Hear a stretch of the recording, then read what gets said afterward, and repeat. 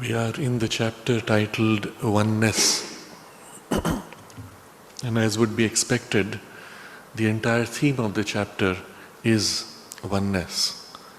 Not about oneness, but the experience of oneness itself.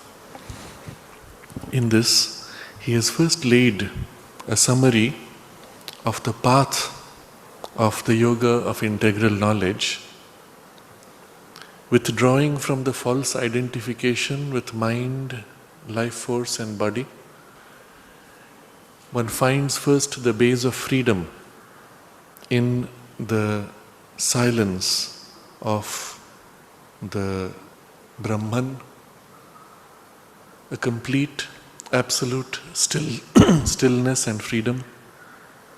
From there, one turns back in the second movement to re-embrace the world from the poise of freedom, engaging fully in the world.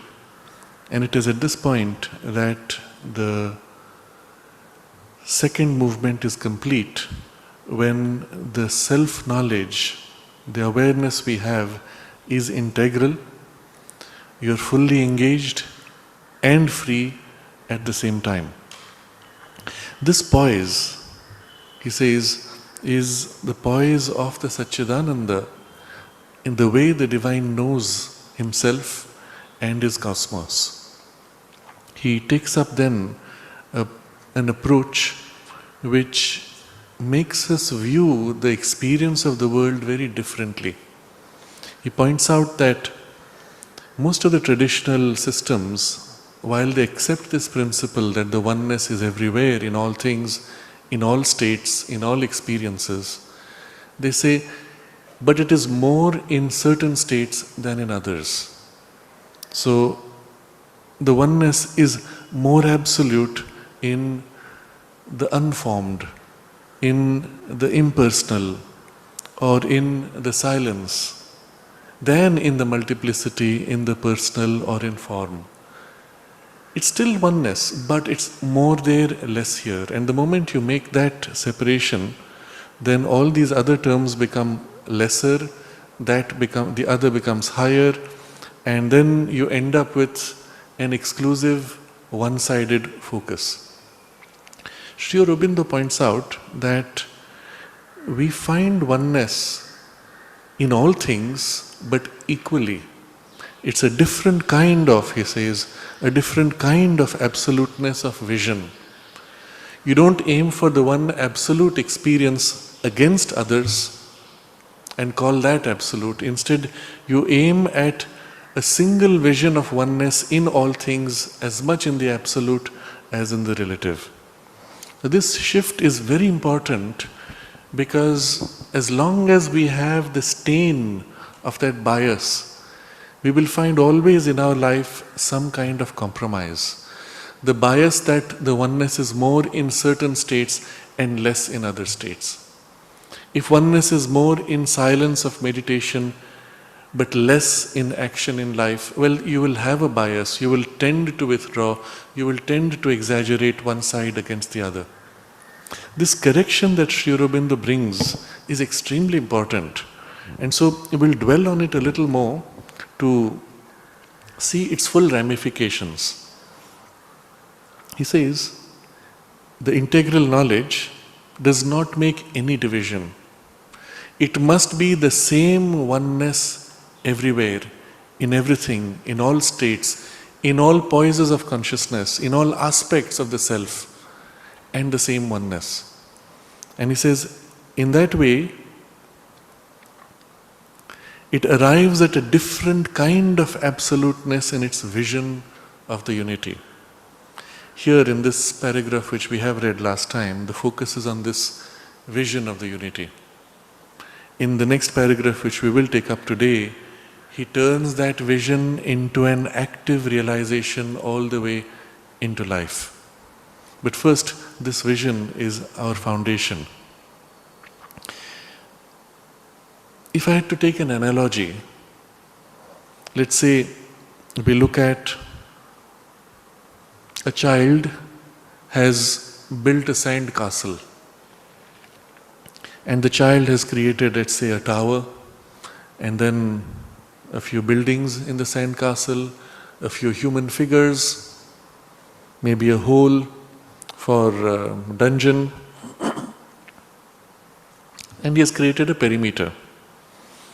If you were to approach this as an analogy for the world, there are so many approaches one could take. One could say, you do not know the height of the world unless you climb all the way to the tower. And it would be true. You do not know the depth of the world unless you go all the way into the dungeon. And yes, it could be another exaggeration. Someone else would say, you do not know the world integrally unless you know the full perimeter that defines it. And yes, that also would be true. But if you go deeper into the question, you would say, all of these are special poises, special statuses of the sand. Here sand is piled high, there sand is dug low, here sand is surrounding. But it is the sand which is the substratum, the very substance of it. And if you truly want to know this world, you must know its underlying substance, the sand itself which makes it. And when you know sand, when you live by its reality, whether at the top of the tower or at the base of the dungeon, it is the same sand. If you go a little deeper into the whole question, breaking out of this analogy, in the case of the divine, the creation is one with the Creator. The creation is an expression of the Creator. There's no separation. There's no child sitting outside making the sand castle. He becomes sand castle. In that case, To know the height, the depth, the width, the perimeter and everything, they are all aspects of the one being, one person. To know Him in all things is the true absoluteness, isn't it, of the oneness. And so it is to this that Sri Aurobindo brings us, not the height, not the depth, not the width, but the underlying substratum of oneness, of His being. And His being has, so to say, three aspects. There is the Sat, the being Himself, He exists. And because He exists, the whole world is. Second aspect is, this existence is His utter awareness. And therefore the whole world underlying is supported by this secret consciousness, not always revealed, mostly concealed, but it is conscious. The universe is conscious. The universe is His being. And third, His awareness is a delight. The delight to be aware. The very existence is His delight and His awareness. And so, underlying everything in the world is the delight that supports all creation. The mother observes that if this delight was not supporting, nothing could have survived. In fact, we can even say the extremes of struggle, pain, distress, or pleasure are all possible as waves of the play because of this one underlying delight that supports equally everything.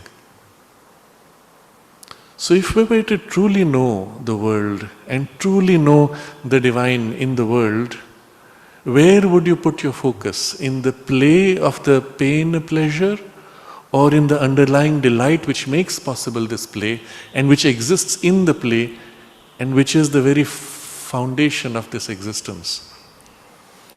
And so it is to this that Sri Aurobindo points, a different kind of absoluteness, he says, in its vision of the unity. The experience of the absolute and the experience of the relative are like the peak of the tower and the play of the forms. You can know one against the other, but to know that which makes all this is the true absoluteness in our vision. And that one being is what we are focusing on. We saw how in various aspects the same oneness is not only existent but can be experienced equally. And yet, within this oneness, there are two broad divisions, the sense of unity and the sense of separation or difference.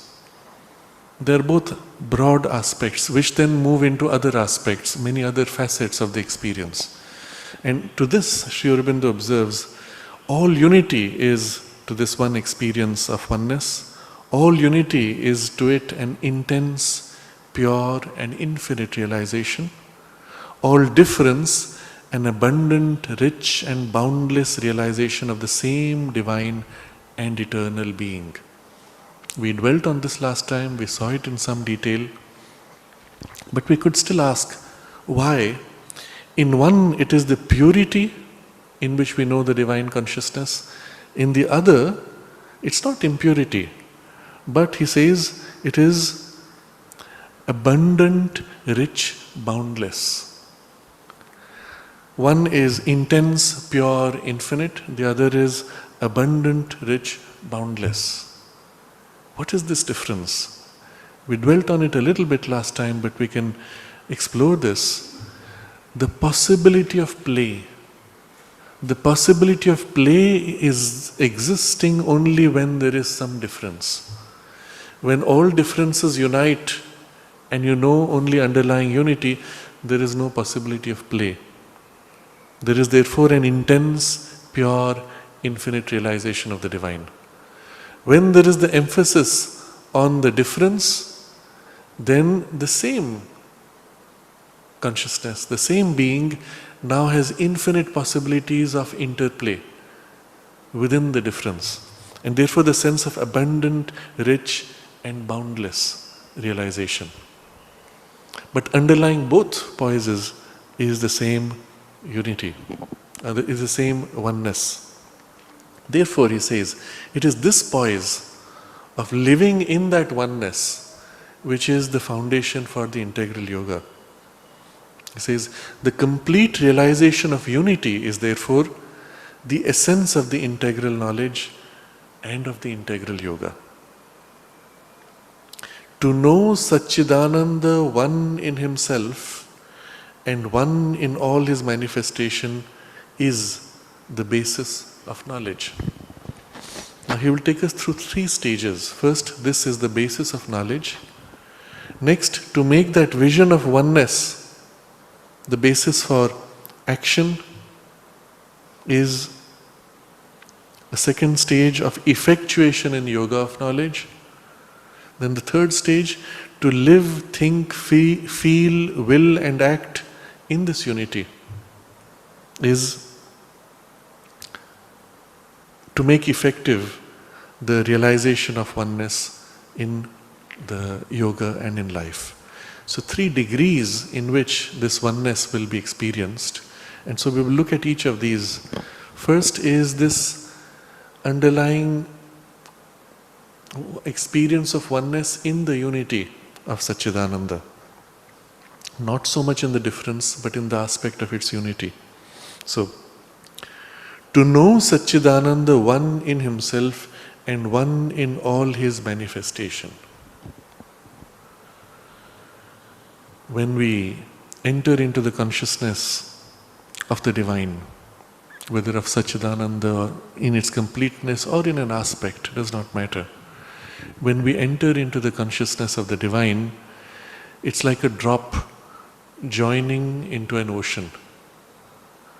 You have no more the separateness. I am experiencing this. I am tasting that. There is only the merging where there is no I anymore, there is only that. Where is the drop in the ocean once it joins? You cannot speak of a drop wandering inside the ocean. As long as it's separate, you can speak of the drop approaching or wandering. But when it joins, it is one. There is only ocean, there is only its infinity. And so, to know Satchidananda one in himself, this is the poise. You are ocean, there is only one existent conscious bliss. But also then from there, to know Satchidananda as one in all his manifestation. And once you are here in this oneness of the ocean, you can know each wave of the ocean as it plays. Because you are one with the whole ocean. And so as this one wave surges here, another wave surges there, but it is still the one ocean. One ocean as this wave, one ocean as that wave, and one ocean as another wave, and an infinity of waves simultaneously. And at the same time, each of these waves, they clash, they break against each other. And you still know the one Satchidananda in each of these manifestations. And you can see how the first poise is needed in order to enter fully and perfectly into the second poise. And at that point, while still to our mind, because that's the nature of mind, we have to give emphasis to the fullness of the ocean, in the actual experience, each wave is entirely the ocean. So while you enjoy the play of one wave, you are not separate from another wave, because the other wave is also entirely the ocean and you. And there is the sense of a rich multiplicity of waves, but there is a oneness in all that, because it is the same I in each of them. And this is the other aspect of the experience. So to know Satchidananda one in himself and one in all his manifestation, and equally the same one, is the basis of knowledge. Now we can ask, what does he mean by basis of knowledge? Because for us, knowledge is, I know the flower, I know this object, I know you, I don't know that, what is this new fruit, I have never seen it before. That's what we call knowledge. But when he says basis of knowledge is this experience, what does it mean? If you go back many chapters, where he spoke of the goal of the yoga of knowledge, he has explored this concept of what is knowledge. When you say, I know this flower, what does it mean? I have seen it before. I know it by name. As a child, somebody told me this flower is called such and such. And so when you show me this flower, I say, I know this flower. No, that's not really true, because I have never seen this particular flower of the species before. It's the first time I'm seeing it. I know my idea of this flower. You see, when we say I know, always it refers to something which is inside you corresponding to something which is outside you. But it's not the thing itself. But it's the closest that the mind is capable of in identification. So when I say I know the flower, I know in my experience something which corresponds to this, and I assume it to be the same as. Except when I finally touch the flower, I realize, oh, it was a plastic imitation. It's not what I thought it was. I'm surprised. But now I know. I know this is a plastic imitation. It's as if I have taken into myself something of the essence of the flower experience. Next time when I am shown another flower, I draw upon this or that experience which comes forward and I say, I know it. So the experience of knowing basically is an attempt at identification. To the extent that the identification takes place, you say you know. To the extent that it does not take place, you say you don't know. I know my friend. I have known him for 10 years. I have known the other one for 30 years. Why? Because the identification is greater from a longer period of access and contact. I know him more than I know the person that I have met only yesterday. Except occasionally you meet a person for the first time in your life, and within a few minutes or hours you feel like you have known each other for many years. And how does that happen? Somewhere deep inside you there is a resonance and an identification which is discovered. It was there already. It was discovered. It was covered and the covering was removed, and suddenly through this few minutes or hours of interaction we feel like, oh, we have always known each other for a long time. And of course there's a truth to it. We have perhaps met before or worked before or whatever it was. On an inner level there was an affinity, but it was already there. When you met for the first time and you said, I don't know you, where was it? It was hidden.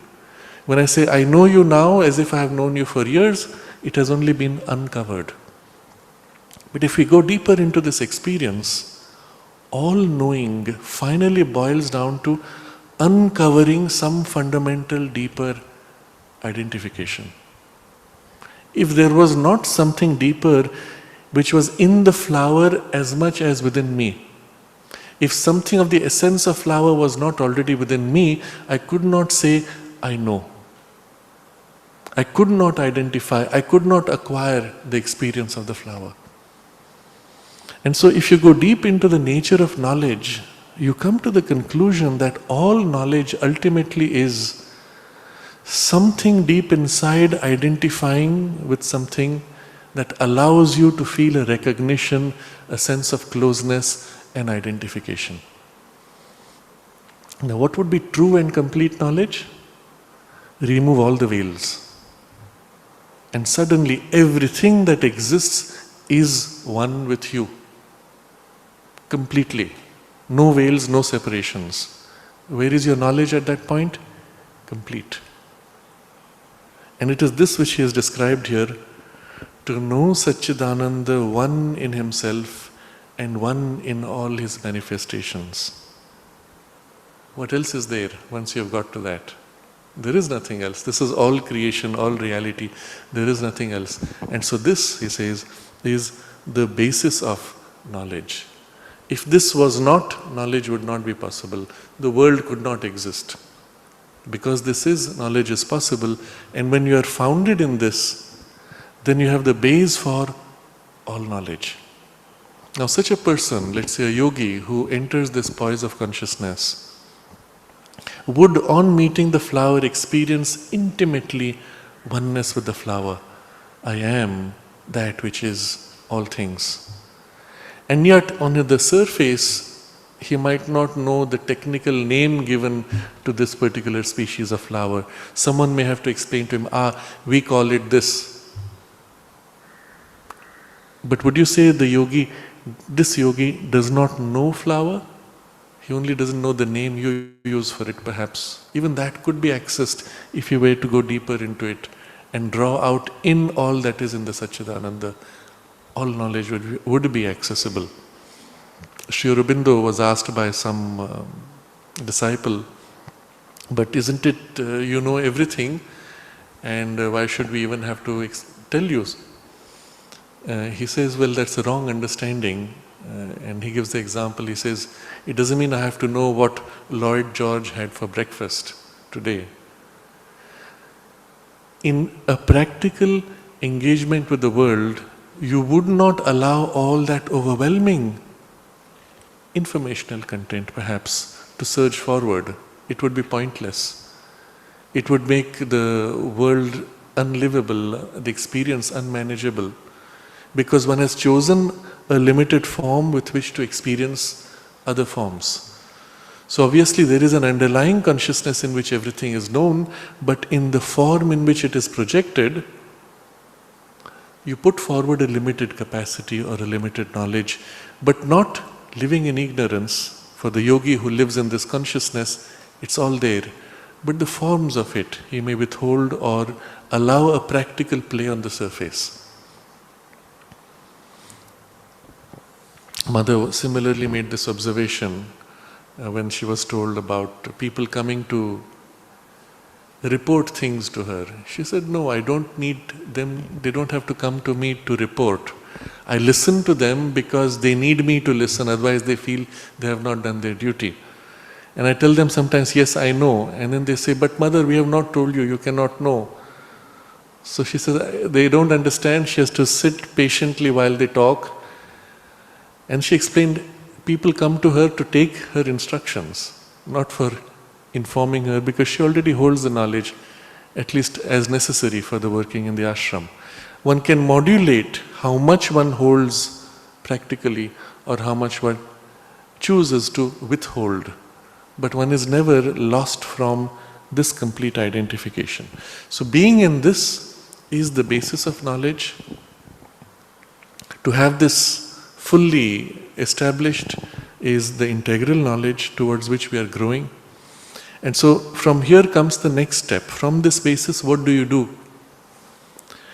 To make that vision of oneness real to the consciousness in its status and in its action, and to become that by merging the sense of separate individuality in the sense of unity with the being and with all beings, is its effectuation in the yoga of knowledge. So first we had the basis of knowledge, now we have the effectuation of this basis in the yoga of knowledge. You could live in this basis, but you may not be able to act in this basis or with this basis. To take it to that level is the next step. What does it mean? So he gives a very detailed, it's a complex idea, but you will see it holds something which is essentially a single movement. To make that vision of oneness real to the consciousness. In the consciousness in which you live, you have this vision of oneness. But when this consciousness moves to act, does it still hold that vision? So he says, real to the consciousness in its status and in its action. On both poises, the same oneness has to continue. We may take as a crude example what we struggle with when, for example, we are in deep concentration. You're thinking of something, let's say you have to write, you're thinking of something, and suddenly somebody interrupts you. Your thought moves. And at that moment, what you were thinking of is lost. You interact, you come back, where was I? And you need to come back to what you were in. And in the same state of focus or the same idea which you had.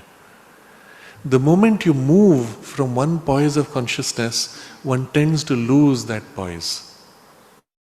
Now it is possible to have a perception of this unity in a state of deep concentration and then not be able to continue it once you shift the poise of that concentration, which is the case for most of us when we have an experience in a state of meditation, concentration, or on a special occasion. Typically, on a birthday, you've prepared yourself, you receive something special, you are as if full of this presence, this joy, this love or peace or light, whatever form it takes. And then as you shift from there into your normal routine the next day or the same day, very quickly it tends to dissipate or it's suddenly lost. Try as you might, you cannot get back to it. But if you observe the state in which you were on the birthday or that special meditation, required a certain preparation, the preparation of a concentration, preparing for it, gathering, and you were able to hold. The moment you re-entered your activity of life, you moved back into a dispersal. Your internal state changed, and so you lost that experience. Now this oneness which Sri Aurobindo is speaking of here, because it is one in all things, in all states, one should be able to experience it as much in that state as in this state, because it is the same Satchidananda everywhere. And yet at first we can only experience it in one state. From there we have to now take it all the way to include the other state. To make that vision of oneness real to the consciousness in its status and in its action. First. And to become that by merging the sense of separate individuality in the sense of unity. So you may still be experiencing this, but you're not fully one with it. It's only when you're fully one with it that you can never lose it. In the normal practice of the yoga, any experience we have comes and then goes. That's why we call it experience. When it stays permanently, we call it realization. What's the difference between experience and realization? If you go to the core of the idea, when you have an experience, however overwhelming it may feel at that moment, the part which experiences it is one, and then there are other parts which don't experience it. As a result, when those other parts become active, you lose the experience. So when you sit for meditation, commonly what we do, close your eyes, sit in a certain poise, stop moving, dim the lights, stop the noise, etc. So you've created a special condition, and in that special condition you are able to enter a special state. At that point, because you've isolated all of the senses, the part of the mind which is normally engaged with the senses is quiet. Your life energies which would be active in work are quiescent because you're sitting cross-legged or unmoving. Your mind is withheld or turned to a very specific focus.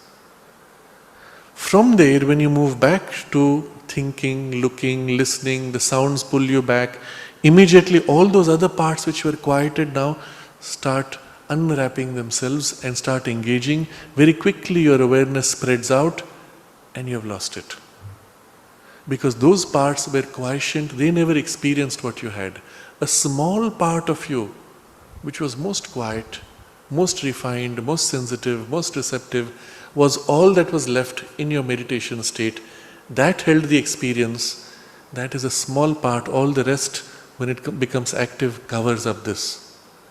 Where does that go? That is still experiencing. It's still holding the experience, but it recedes and it gets covered up behind. Behind the veil is the word we use. Because the activities are like a veil which cover up. I may share an example here of somebody in the ashram who was given the role of playing an angel in one of the plays that the mother directed, and she was asked to sit on a swing, and mother told her what she had to do. She had to experience the poise of the angel who's living in a world of joy, bliss, looking down from her swing at the play of the world of human beings below, and in a very detached poise, looking at it, but living in her blissful state. And of course, when mother made them do the plays, she imprinted these experiences on them. And she narrates how afterwards, when she came down from the swing, the play was over, but that state continued. And it continued for hours, then for days, weeks, months, one full year. And then at the end of the year, suddenly it vanished. And so she complained to the mother, I had it for a whole year and it's gone. And mother said, it's not gone, it's not lost. It has only moved behind the veil. What does that mean? The veil of activity came and slowly covered it. The analogy in the physical world is, if you leave something, dust eventually accumulates. Until the thing is covered up with the dust, when it becomes thick enough. And it's the same here. Because there are parts of us which are not yet in that experience. When they become active, they form the veil and cover up. So that's why you have an experience which does not last. How do you turn it into a realization? If all those parts which are active covering up can also be made to experience the same thing, then as those parts function, as they work, they are still living in that experience. And then you never lose it. Practically it means your active parts, which are always the cause of the veil, the active parts have to share in the experience of the deeper, higher, passive parts. Meaning, the experience you have in a certain state of consciousness, of concentration, must now be extended into movement, into activity, in the energies of action. If we do not make that effort to extend, it can still happen, but it will be very slow. When you make the effort to extend, then it happens very fast. It's for this reason that Mother gave so much importance to continuing the state of concentration or meditation into the work. The fact of doing work during the day as part of your sadhana was meant for this purpose. It's not that doing the work the sadhana happens. That's pointless. You're no different from anybody doing any other work. It's when you make an effort to bring that poise of the connection, of the relation with the divine into the activity, then it becomes work as part of sadhana. Otherwise it's not. Many people in the ashram unfortunately get caught in that error, and they are taught this error also by people. Oh, do your work, Mother will do the sadhana for you. No, that's not how it works. If that was the case, then everybody in the world would have been doing sadhana, because everybody is working. It is when you do the work from the poise of sadhana that it becomes part of your sadhana, and that effort has to be made. But when it is made, then this extension of the deeper experience into the life becomes very quick. And especially because she is helping, it can happen even faster. That's the meaning of Mother does the sadhana in you. Extending what you do, extending deeper into it and making it complete. That's how. But if you don't do that part, the rest happens much more slowly, because she can only work from behind the veil, which is a slow process.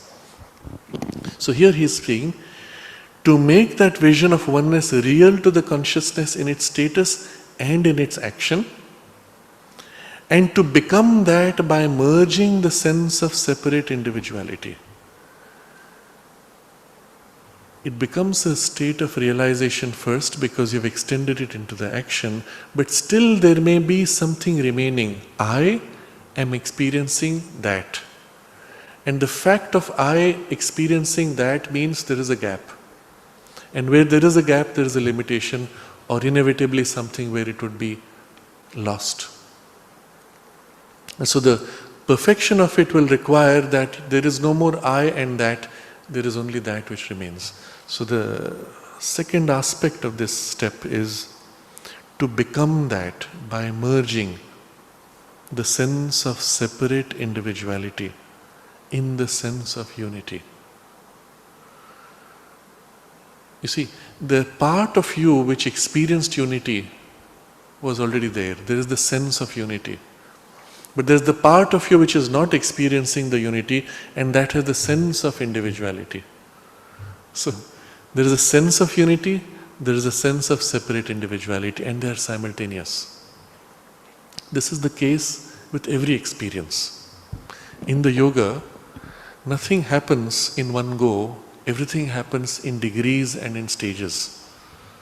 At first, any experience, however overwhelming it may feel at that moment, is being had in one part. The other parts which are quiescent may still feel by reflection. But afterwards, when the separateness appears, you struggle, you switch between the state of the experience and the loss. You switch back and forth until some kind of a double status emerges. Now, in the midst of my work, I still feel that connection or that sense of oneness or that peace or joy or light or whatever form it is. I still feel it, but it's as if some part in me feels it more, some part feels less. Or I feel it in one part while my other part is active, and you experience this double status. If you observe the nature of the double status, one part has more, one part has less. You cannot say it has none because it is conscious of this, so it has it, but by reflection, by indirect contact. But it has something.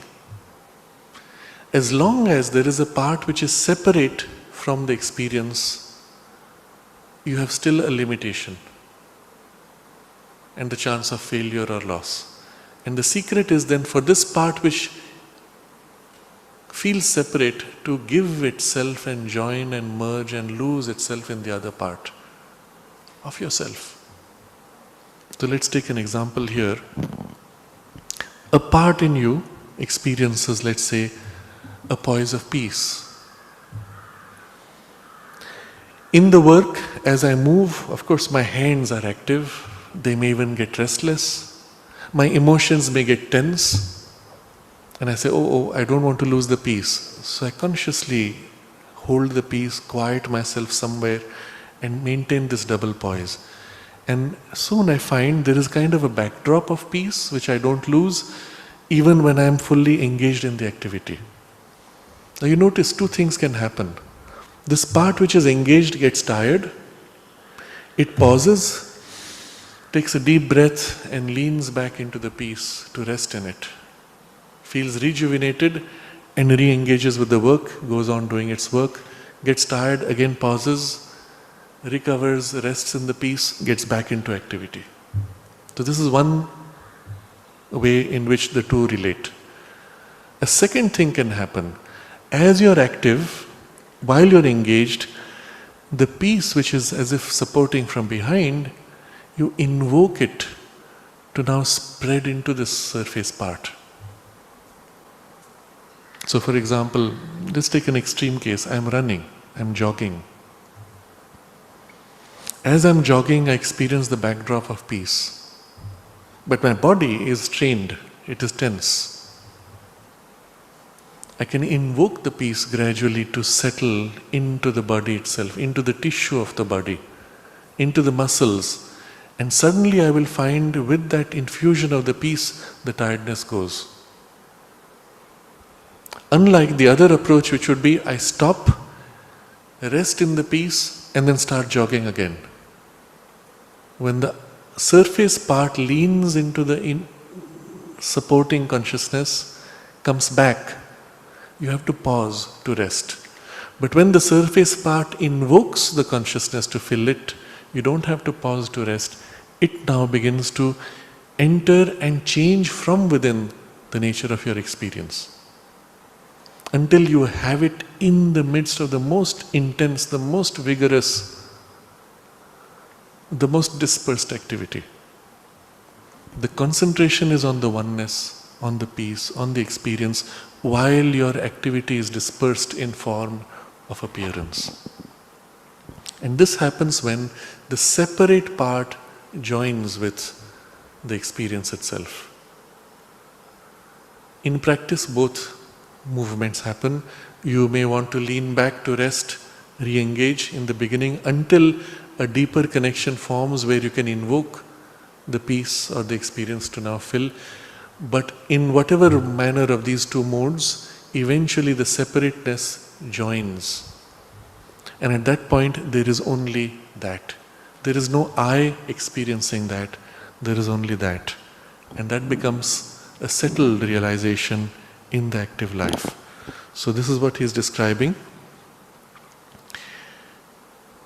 To become that by merging the sense of separate individuality in the sense of unity. You have both, and this merges into that. But this he qualifies with a finer third step into this. Sense of unity with what? That has to be complete also. What is the unity going to be? Unity with the being, capital B, that means the entirety of the oneness of Satchidananda as one being. So unity with the being and with all beings, lowercase beings. That means all the different forms and individualities. So you must experience unity with the being and with all beings. That is the kind of unity which you must have, into which your separate sense of separate individuality merges. And what's left then? What are you? You can still be individual, but not separate individual. I am as much part of being as all other individualities. I am as much them as I am this individuality. All as aspects or forms of one being, which is the only completeness of this being. All others, special aspects, special projections, equally that, but as aspects, as this. In the experience we have seen, in the experience of universal consciousness, or cosmic consciousness even, this is the way it feels. I am as much in everybody else as I am in this. So what's different here? Some kind of a special focus here. You are as much everywhere, but you can still put a focus here. But you are still everywhere, as much, equally, all individualities. So now we reread this phrase, which is the second degree of this realization of unity. To make that vision of oneness real to the consciousness in its status and in its action, and to become that by merging the sense of separate individuality in the sense of unity with being and with all beings, is its effectuation in the yoga of knowledge.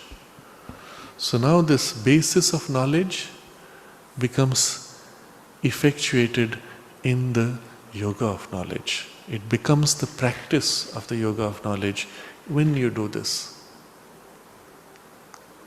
It becomes effective in life. But still, there's a third degree in which this is to be perfected in the action in life. And so that is the next phrase. To live, think, feel, will, and act in that sense of unity is its effectuation in the individual being and the individual life. So remember, first there was the basis of knowledge, to know Satchidananda in himself and in all his manifestation. That was the basis. That base has to be made effective. And the effectuation is to bring that oneness into the action. And that must eventually go all the way in which all individual experience of living, thinking, feeling, willing and action is based on that unity. Meaning, you could have a wider consciousness, not so much focusing on the individual action. But in the wider consciousness, I hold the unity. But in the individual consciousness, my mind, my body are still operating as if in some kind of separateness. You could ask, how is that possible? Let's take an example. You take the example we had earlier of the special experience you have from a concentration, meditation, or on a birthday, some special occasion. You are living in some kind of an exalted, special awareness, peace, joy, love, light. And then somebody, let's say your leg bumps against something and it hurts. Ouch! The body gets into a reaction. There is the sting of pain. All that is happening mechanically. You are still in this. Oh, it's all happened where? In the body consciousness which was not living in this. Which was not even you. It was almost like to your experience, almost like a shell, superficial. When that happens, though, you could get sucked into it. Oh, it's paining so much. And very quickly I lose that poise, I enter this pain, suffering, struggle. Or you could stay in that poise and say, it's bleeding. Strangely enough, it doesn't seem to bother me. It's hurting, the leg is throbbing, but I don't seem to be affected. You could shift or you could stay. But still the leg goes through its reactions. In the same way, in the part of the consciousness that lives in this unity, that has this perception of and the identification in a universality, all beings, this one person and its habits and its thinking and its actions may remain almost like a reflex. That continues, I don't care, you may say. Or you can say, no, even in this individuality, the experience must be taken to its perfection. Many yogis, especially if they are living in the forests or in some isolation, it doesn't matter because they are not being tested. They may think that they have it, but it doesn't work. When actually they are tested, when actually something happens that challenges, their normal nature goes back to its old habits. The yogi who is full of detachment and equality and in a universal joy, in his cave, when he steps out, the smell of cooking may suddenly create a whole strong reaction of greed and desire. And he may say, it's just in my body, I am not body. But then the perfection is not complete. As far as Sri Aurobindo is concerned, you may have this totality of consciousness in a universality, but it must then extend all the way into your individuality. So this third step is really describing this. To live, think, feel, will and act in that sense of unity is its effectuation in the individual being and the individual life.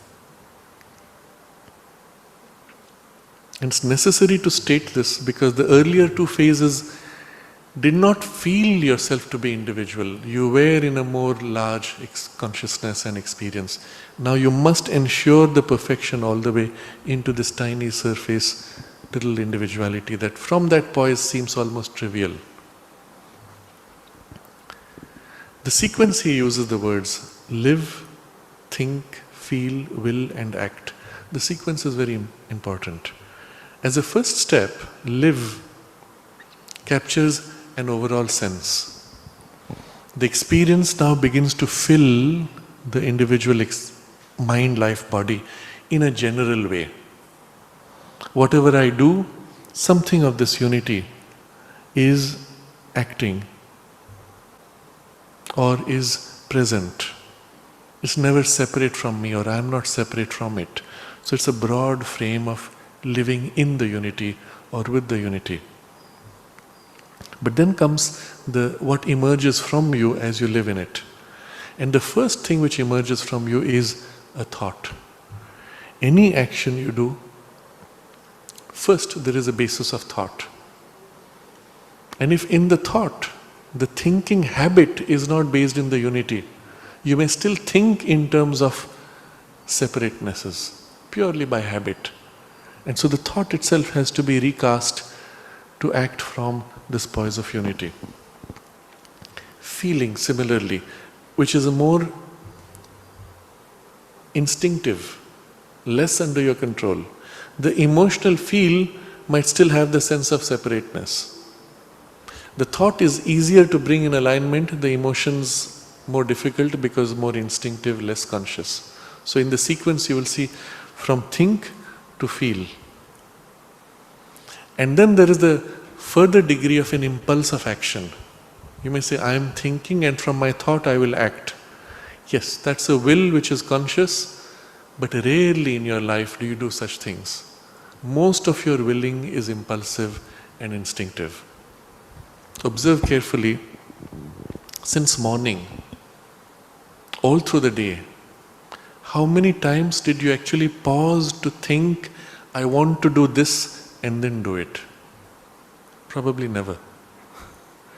Almost every willing took place, the willing took place often by habit. You're just used to doing it that way. Or when in an unusual situation, the will came forward and did it according to your character, your nature. And you're quite happy, you don't even bother. You're not conscious of when the will originated or when it moved until it has already begun to do its thing.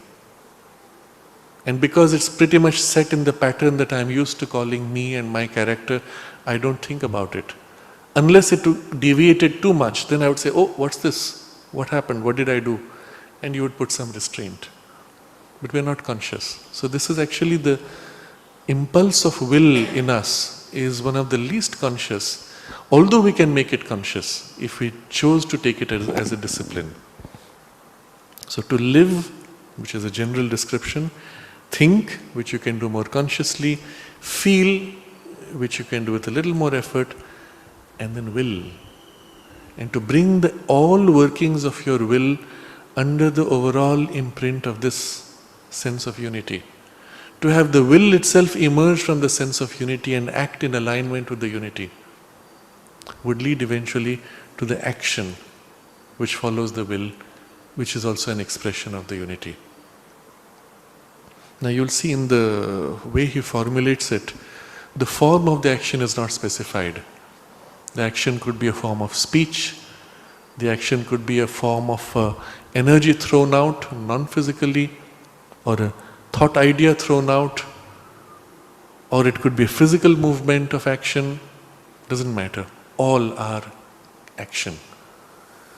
If a yogi sitting in his cave puts out a strong will of the mind into an action on a situation, it's as much an action as if he gets up with his body and makes that action with his hands.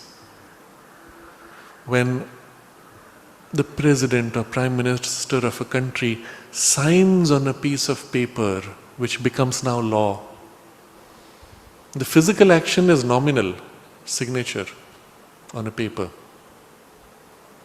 The real action is massive on the whole of the country.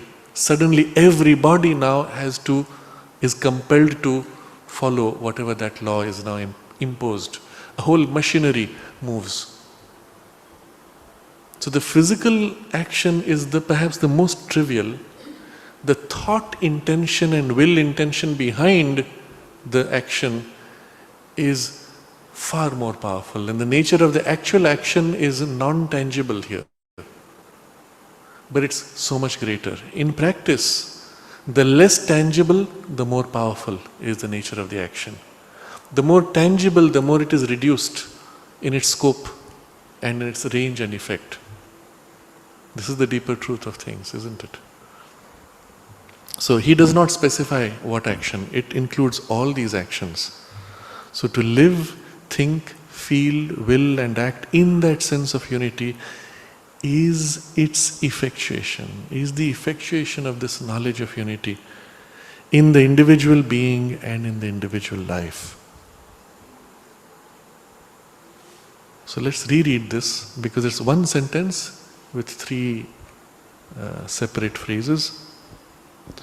To know Satchidananda, one in himself and one in all his manifestation, is the basis of knowledge.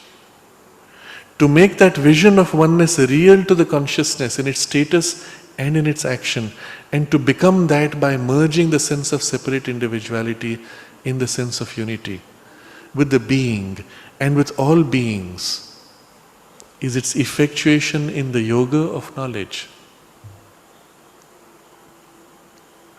To live, think, feel, will and act in that sense of unity is its effectuation in the individual being and the individual life. Now you can see in this one sentence, the full program is mapped out. It's not enough that you experience this unity and live in it in a special status. It must be extended all the way. And nothing left which is not sharing in, identified with, or basing itself entirely upon this unity. Everything must live in it and flow from it. Then he concludes with a sentence which is extraordinary. This realization of oneness and this practice of oneness indifference is the whole of the yoga. So two things, realization of the oneness, and second, practice of oneness indifference is the whole of the yoga.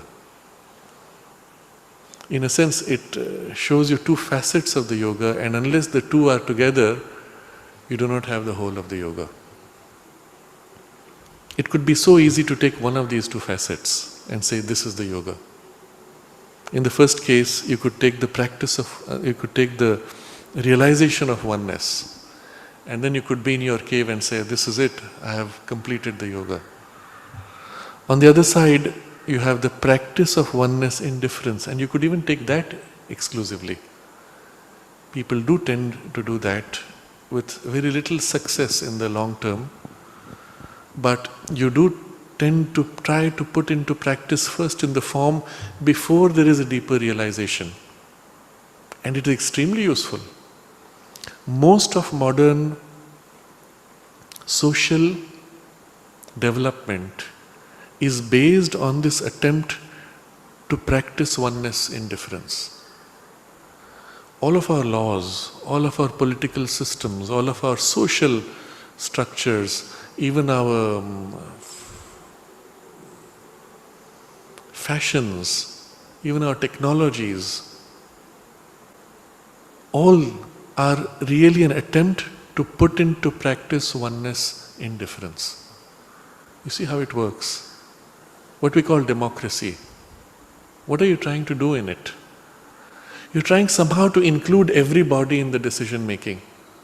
Meaning the oneness which is the truth behind the appearances of our differences. We're trying to bring that forward a little more. It was the autocracy where somebody sat down and imposed it on the group. It was also an attempt to bring oneness, but as a form it brought out less of the oneness. I imposing my will on an entire clan or country or world is also an attempt to bring everything into oneness, isn't it?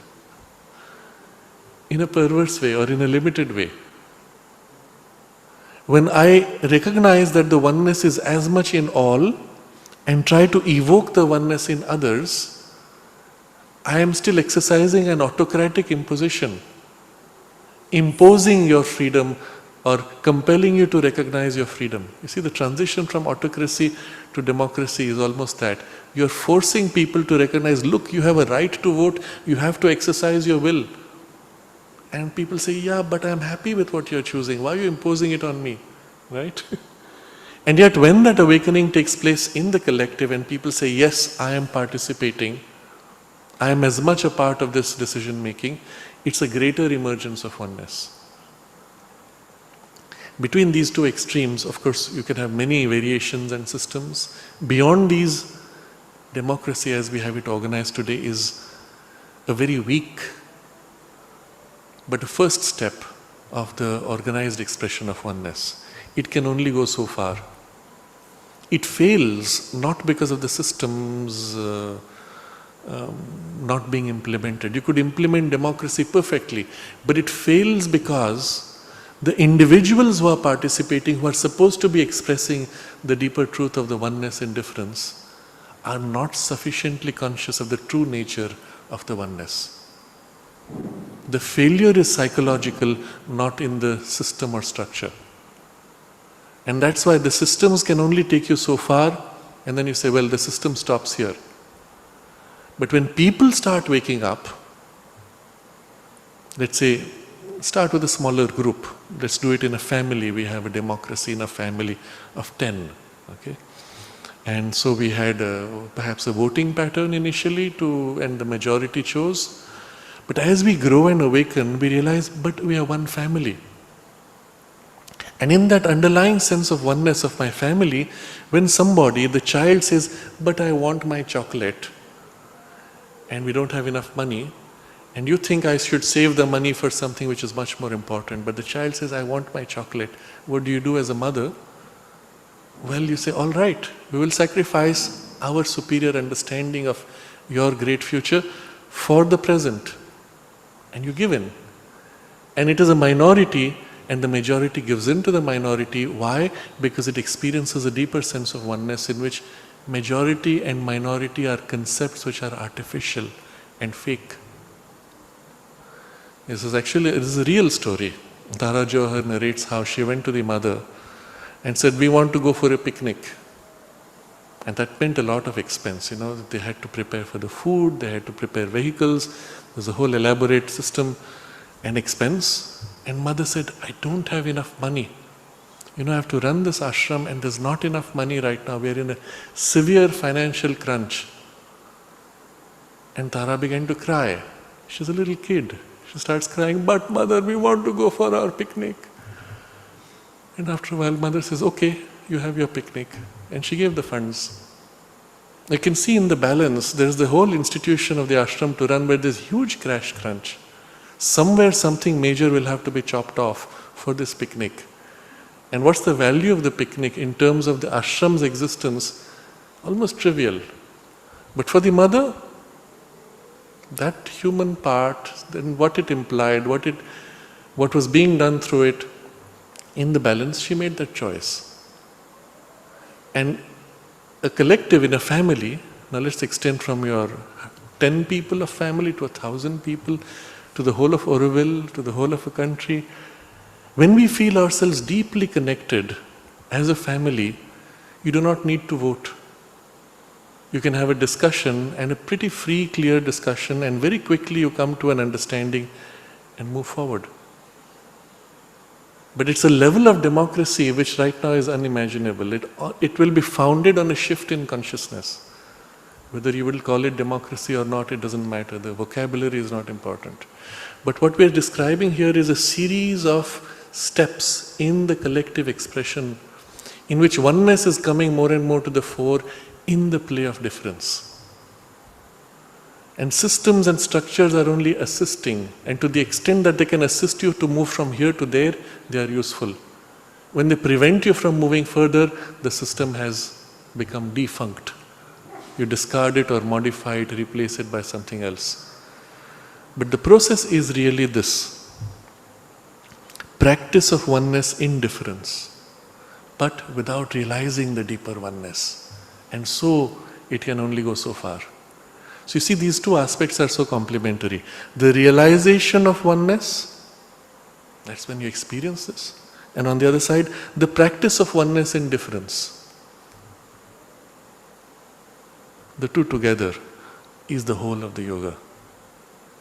But because we took only that other side, I said political, economic, social, and all these conventions really are intended to assist the emergence of the oneness. To the extent that they assist, we will call it a civilization. To the extent that they suppress the emergence of oneness and difference, we will call it barbaric, uncivilized. You see? We could take up more examples going into it, but I think you get the idea. In our economic structures, similarly, the current framework of what we call Socialism, or on the other side, the capitalism, both are attempting in a different way to bring forward this sense of oneness. Socialism starts by imposing in the form, ensure equal distribution. And it works, again, up to a point. It fails because individuals use the equal distribution to subvert something else. The freedom, for example, or something else. Or they use it to impose their individual will because somebody controls the distribution process. They impose their individual will, suppress the freedom. On the other side, you have the attempt to create by tapping into the greed and desire of individuals, activating the greed and desire, and somehow making a more energetic flow which may increase resources much more. And again it works up to a point until you discover that the very process subverts itself eventually, when eventually there's an alignment of interests which becomes a monopoly secretly, and you have to break and restart and break and restart and so on. Both things take you so far, but destroy other aspects of the social fabric. Both fail, and the only thing which can ensure their unity, Sri Aurobindo observes, in one case he says, the principle of equality is exaggerated at the loss of freedom. On the other side, freedom is exaggerated with the loss of equality. But the two cannot coexist unless there is the third principle of fraternity. And what is fraternity? Precisely this: oneness underlying the differences. The thing which binds and unites us, when that comes forward first, then equality and liberty can coexist. He makes this observation in the three words which were used in the French Revolution. If the sequence had been changed, if first fraternity had been placed, and the work on building fraternity had been ensured, the other two would have merged easily. But in the absence of fraternity, these two will split. The crisis today in the world is really reminding us of that. And the solution is really to correct for this. Bring forward the aspect of fraternity, the rest will work itself out. Systems will grow, change, that's not so important. So this whole effort is the human struggle to grow and organize itself and evolve. But without the deeper foundation which already knows the unity. So necessarily the process is very slow. Over many centuries, a little small step. And the systems, we are busy protecting systems when we forget what we need to do is boost this underlying experience, realization of oneness. A lot of it could be done through education, where early on you have access to young minds and hearts. If you bring these principles into their lives, very quickly you'll have a society which will live by those values much more deeply. In other words, you introduce this deeper knowledge of yoga or its practice early on, and so much more could be changed or speeded up in human evolution. In other words, you have yoga as representing the realization of oneness, and then its extension, its influence in the current structures and systems which are attempting to put into practice oneness and difference, but without knowing the oneness. When these two join, you have something which is a rapidly effective evolutionary base.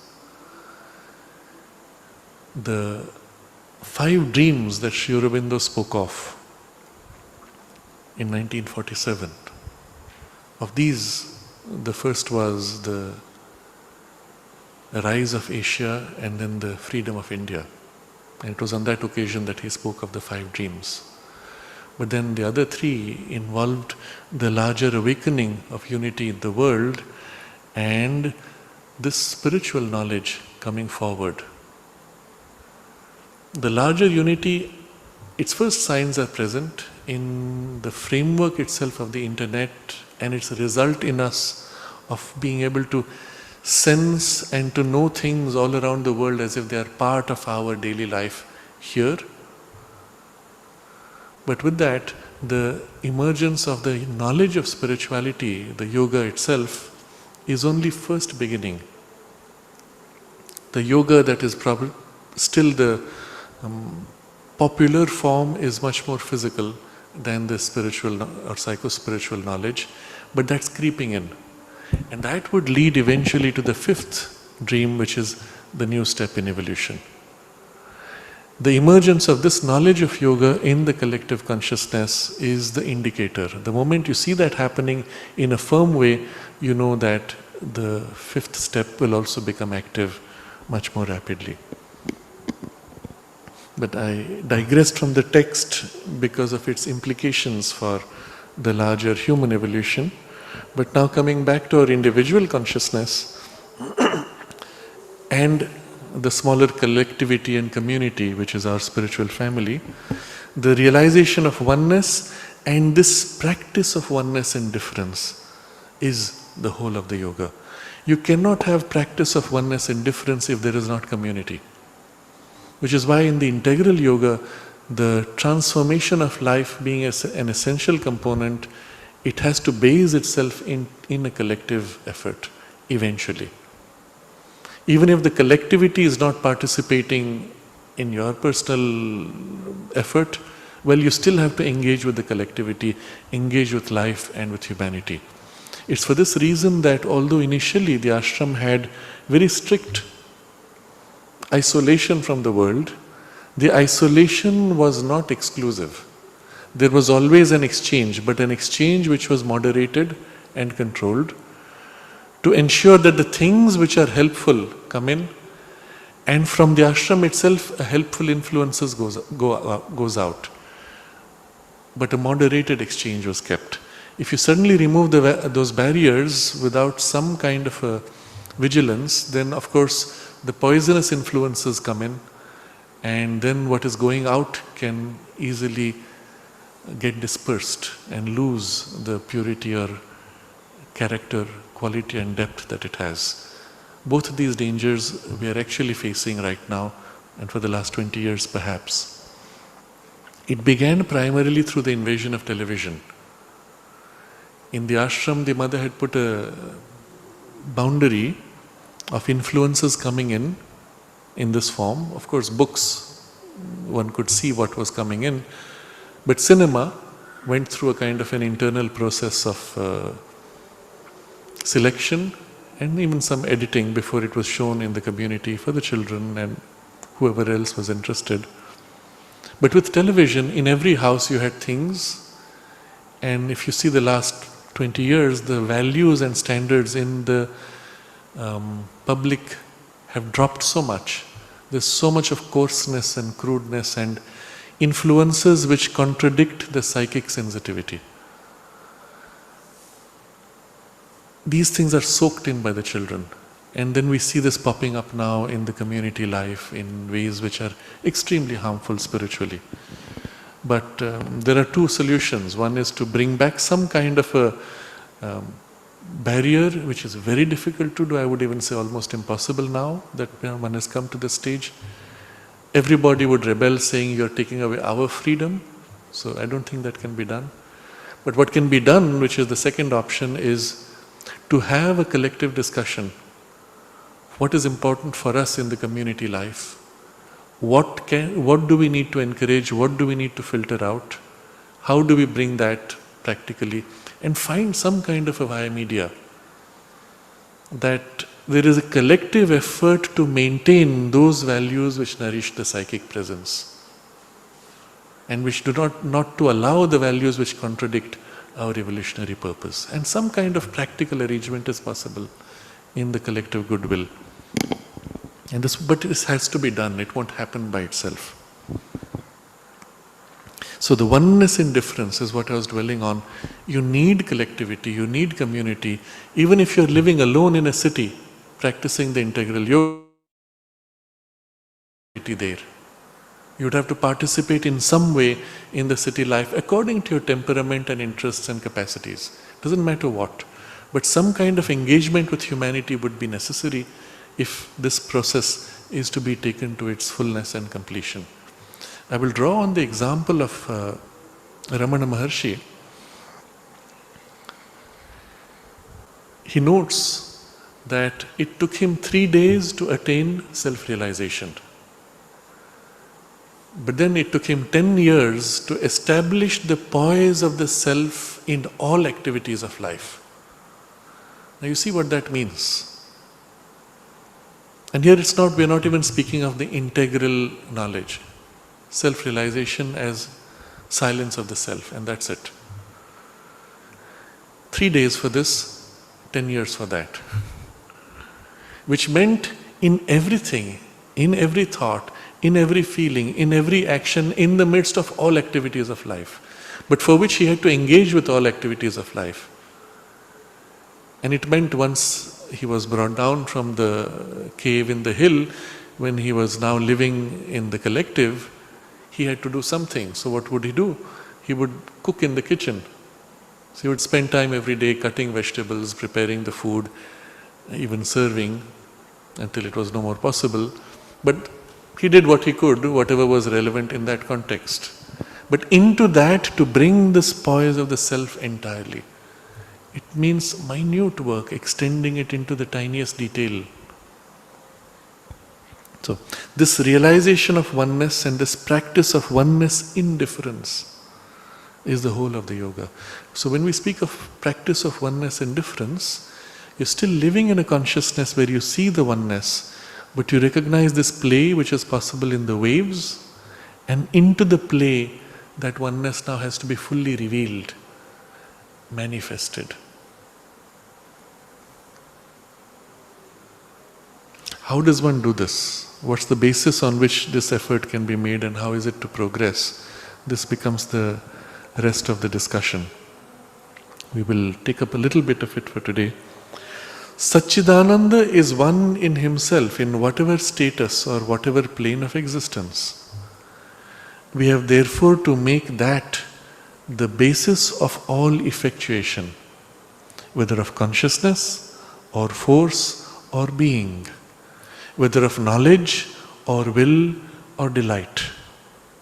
We have, as we have seen, to live in the consciousness of the absolute transcendent and of the absolute manifested in all relations, impersonal and manifest as all personalities, beyond all qualities and rich in infinite quality, a silence out of which the eternal word creates, a divine calm and peace possessing itself in infinite joy and activity.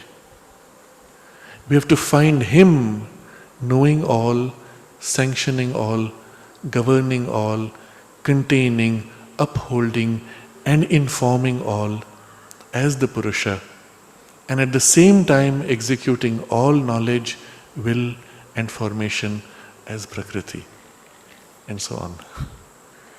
So you see how he brings now this into rich detail in the practice, where this double poise that was discussed earlier, all the dualities which we discussed last time, and the oneness in them, have to be now expressed in the practice itself. And so this is a fascinating paragraph with a lot of implications in our daily practice, and we will have to take it up in detail next Friday. For now we can pause here and take up any comments or questions.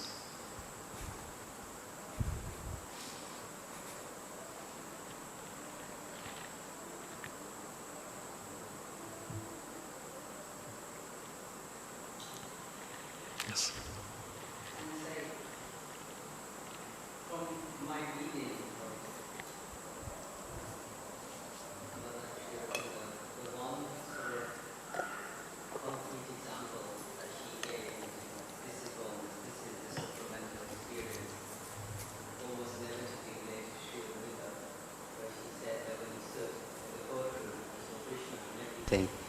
In the coarseness of a blanket, in the judge, that was the supplemental sense of complete oneness.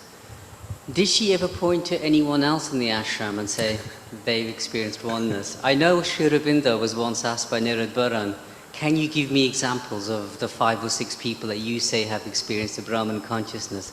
And he said, well, that won't help you, because just because they've experienced it won't give you any indication. But did she give any examples? So, first of all, the experience in the jail would still not, he would not characterize that as supramental. It was, she did? Okay. So, in the consciousness in which he was living at that point, it was the Brahman consciousness. In the ashram itself, subsequently, many who came had a background of yoga, many did not have a background of yoga. But they came because a certain potential was there already, they were ready for this. Sri Aurobindo used to see the photograph of each person before they were admitted. Especially in the early years, the admission was very strict, only on the basis of the potential for the yoga. So there were a few cases where there were people Sri Aurobindo referred to, indicating certain individuals. In one example is of a lady who was given the working in the mother's kitchen, preparing food for the mother and Sri Aurobindo. And of her, Sri Aurobindo indicated that many of the experiences she had were of the Upanishadic character, experiences of Brahman and things like that. Large experiences, the kinds described in the Upanishads. But he said, she does not have the vocabulary of the Upanishads to be able to articulate what she is experiencing. But from the experience itself, it's obvious it is of that. So there were many of that kind. It doesn't mean they themselves would be able to tell you, this is that. The vocabulary is missing. But Sri Aurobindo had the ability, the power to imprint the experience into you, anybody. To the extent you are able to receive, you will be able to carry what he imprints or even hold. To the extent you are not able to receive, you will catch a part of it, or what you catch you will spill very quickly. At which point there is no point in giving more. So what he was doing, what Mother then was doing in the contact she had every day with the sadhaks, was to pour into you that. Initially, Sri Aurobindo used to imprint these larger experiences much more into people. Later on, after the formation of the ashram, when they found that giving this direct experience tended to leave something incomplete, and the foundation was not strong, and sometimes this was premature, they shifted focus. Rather than giving the larger experience, they focused on the foundation, which was the emergence and the stabilization of the psychic influence, upon which then the larger experience could be given in a more safe way. But you will find in some of the early sadhaks who were there in the 1920 to 22, even up to 26, many of them had experiences of this kind, but they often lost it afterwards. One excellent example is the book by Kodandaraman. Do you remember the title? The name of the book is At the Feet of the Master. At the Feet of the Master, where he describes these experiences he had. He had actually visions of the Vedic experiences and the Vedic deities, and even the experience of the full revelation that Sri Krishna gives to Arjuna, glimpses of those things, worlds of the divine beings, all kinds of things like that. He describes all of these, they were just pouring in as a result of the imprint that Sri Aurobindo was placing in them. And then, what happens next? His father, who wanted him to get married, or he had got him married or something, and he was now away, brings his wife and leaves her in Pondicherry. So somehow this guy has to go and meet her, and she had nothing to do with this spiritual life. So very quickly, that mixture began to destabilize him internally. Eventually he left, went back, So he speaks of that in his experience also, how the internal conflicts of his nature came up and all that. He had a daughter, later on the daughter joined the ashram, he himself returned to the ashram later. But one sees how the experience could be given easily, it could not be contained easily. And in a kind of an exclusive focus, it was held. The moment he lost that exclusive focus, the experiences dropped. The imprint of those experiences remained. He was, of course, an unusual man for the rest of his life. Some of them may have also been recovered when he came back with a better focus. But it just shows you that it doesn't matter who had the experience, because Sri Aurobindo could give it to anybody. What matters is to what extent we are able to build the container in which now we can hold what he gives, because he can give it to us even now as today in the same way as he gave it then. The container is what we have to build, and that's why he has shifted the focus also initially to the foundation in the psychic presence and a basic purification of the nature. You will see in the yoga of self-perfection, the first stage is the purification of the being. And upon that he then builds the whole journey of the sixfold journey of the yoga.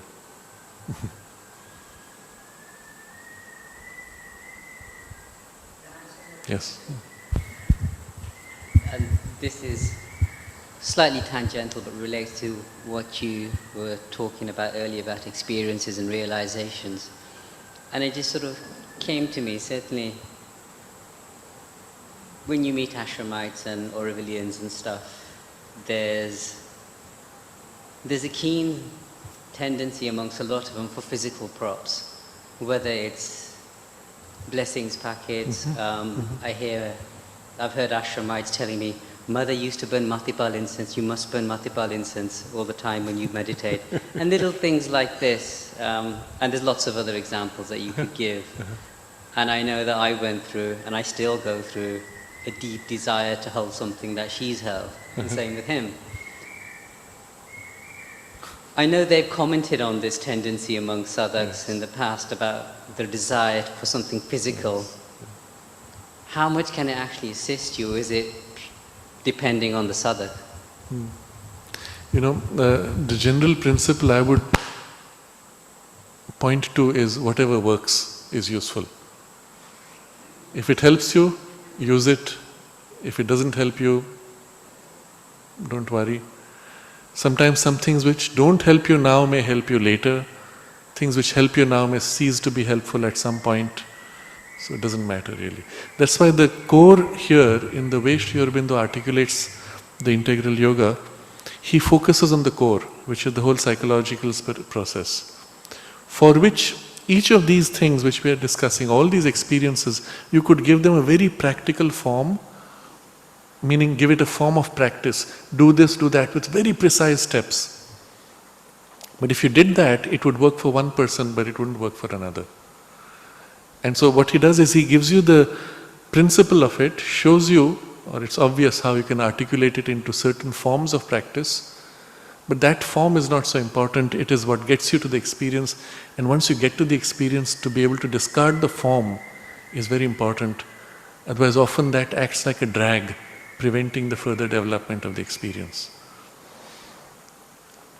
In terms of physical objects, similarly, the support of physical objects, if you feel it, surely make use of it.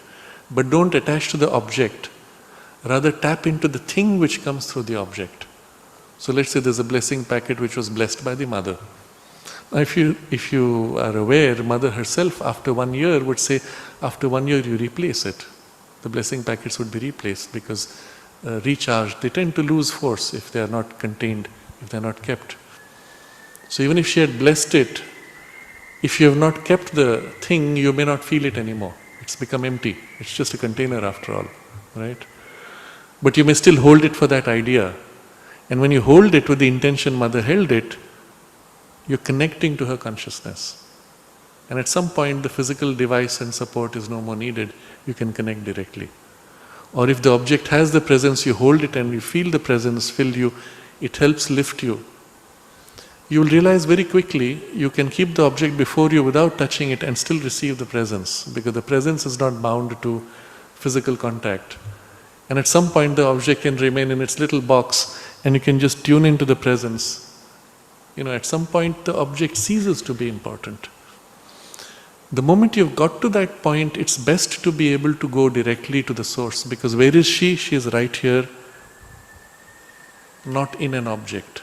Her presence is right here. And to be able to tap into that directly would be the most effective. Because then wherever you are in the world, you can draw.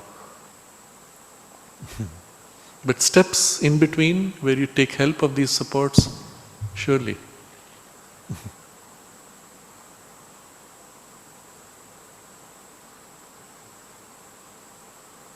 In my personal experience, similarly, I can share this, the physical contact with the samadhi, for example. There's a transmission of a certain power, even a substance with the power. Okay? So being able to make that contact, your whole body is suffused with that substance and the consciousness. You could sit at a distance and still receive that.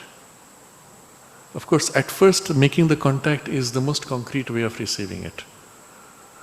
But there is a point where you can sit at a distance and still receive as intensely the physical contact even. And then once you have that, you can be anywhere in the world and still draw on that.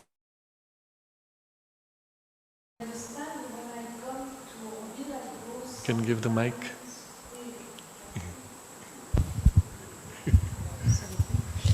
In the beginning, when I came to Orville, I go 2-3 times in Pandi, in Samadhi.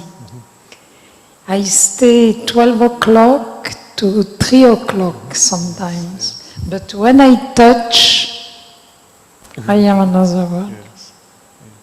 Exact. Ah, very interesting. Before Matrimondia finished, but now.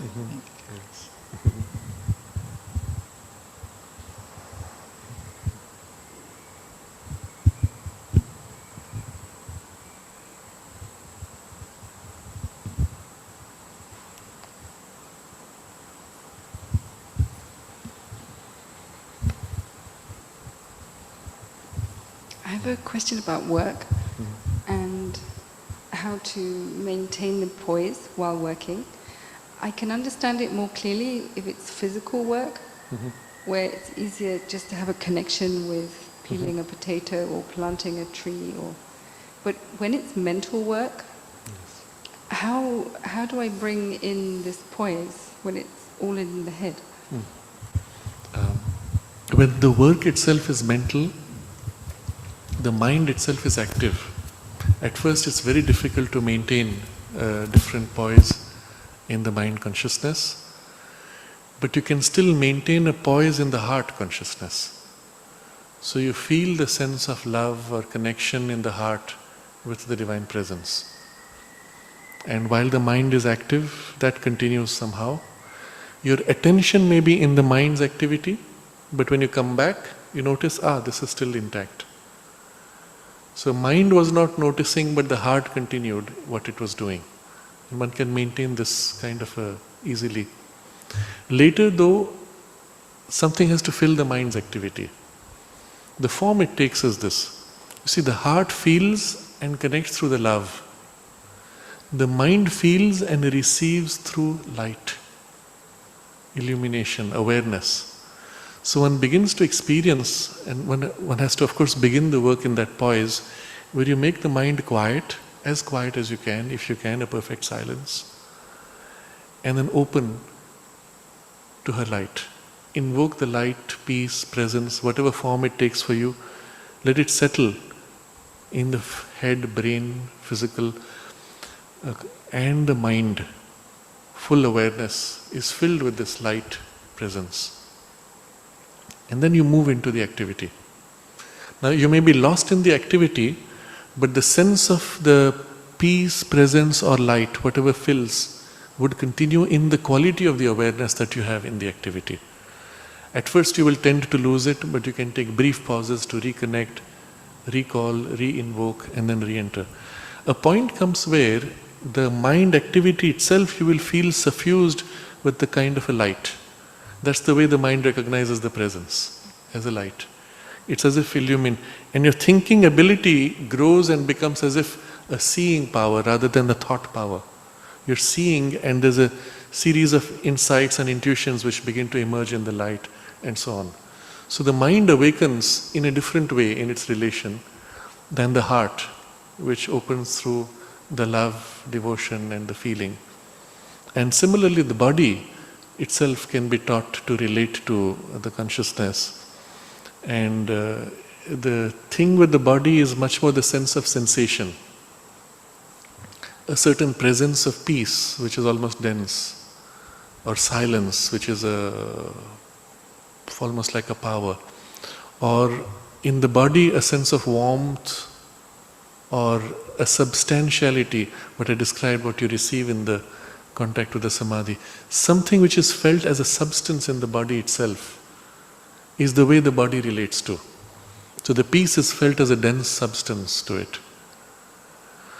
Or in the body, in the sensation, there is a sense of dissolution of borders and a sense of being in a wider but dense, substantial extension. But if you see each of the instruments of our being, mind, emotions, body, has a different way of relating. And in your temperament, the manner of relating which is most natural to you, that's your starting point. What I've described is indicative.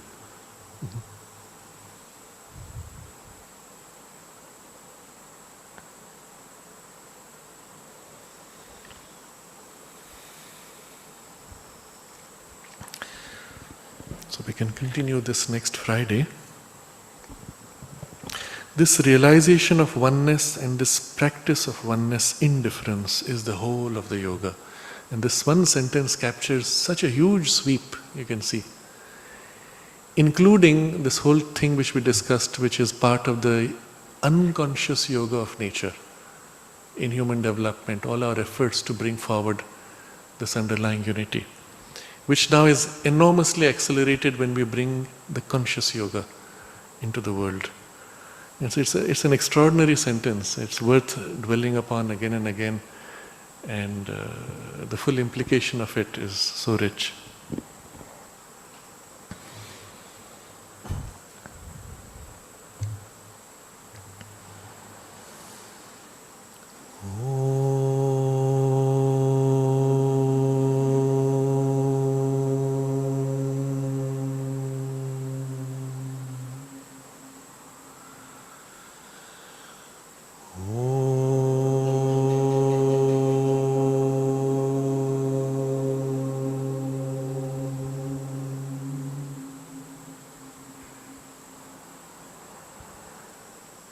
Oh.